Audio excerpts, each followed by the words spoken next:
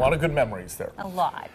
Pretty nice afternoon out there, Josh. A very nice afternoon. Yeah, and you know, this trend of the dry skies, the sunshine in the afternoon, it's going to take us into tomorrow as well. But right now we are enjoying those bright blue sunny conditions out towards the Vancouver waterfront thanks to our 13 KOIN's camera along the water.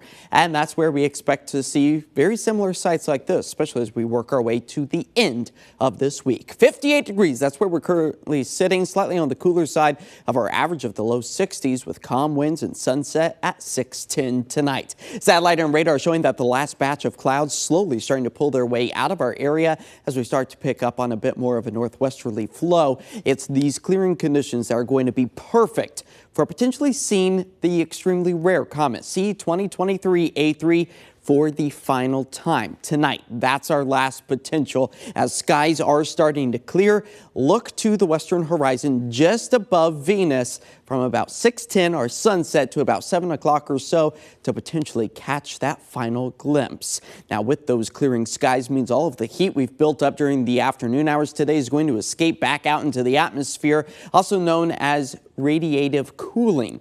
That's going to continue to keep those temperatures on the cool side, especially as we work our way to tomorrow morning. A cold snap finding its way back into the I-5 corridor, much of western Oregon, and just east of the Cascades, where temperatures will likely be falling back into the freezing category, with the exception of the Portland-Vancouver metro area. Really expecting to see our temperatures only fall back into the low 40s as we work our way to Thursday morning, then mild temperatures as we work our way into next week. But these overall could potentially be some of the coldest early morning lows we have seen since about the middle of April. As this latest low pressure system continues to track its way further off to the east, we're preparing for a bit of a ridge to start to build over the west. That's going to bring back the dry skies, the sunshine by Friday, and the mild temperatures, all in preparation of this trough, diving its way deeper to the south, eventually ushering in cooler and wetter weather, and that is going to be combined with a weak to moderate atmospheric river starting to develop over the Pacific,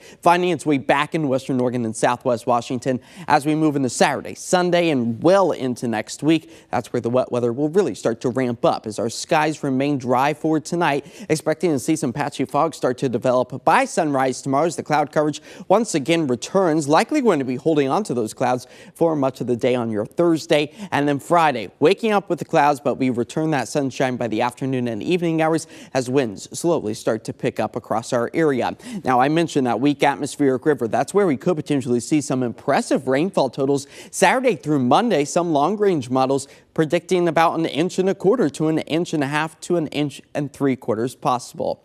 Tonight, we clear things out. We drop back to about 40 degrees for the metro area. Places elsewhere likely going to be dipping close to that freezing mark as 61 degrees is our expected daytime high tomorrow with morning fog and then mostly cloudy skies by the afternoon. But a little bit more of that sunshine in the works for Friday as we get back up into the mid 60s thanks to those easterly winds, and then the wet weather ramps up Saturday, Sunday, dropping those temperatures into the 50s for the end of the weekend, well into next week. We are talking about daytime highs only getting up into the mid 50s, which would put us below our average of the upper 50s to low 60s for this time of year, but 100% chance of rain Sunday and Monday. Yep, that's the impact of an atmospheric river. I guess so. Do you, I know you guys, you're from here originally, but you moved from Texas. Do you have all the winter gear that you need to? Oh, okay. Good. And a lot of rain gear, too. Yeah. We're prepared. Yeah? Good. Yeah, Good good. for you guys. Okay. Thanks, Josh. Coming up, a new way to shame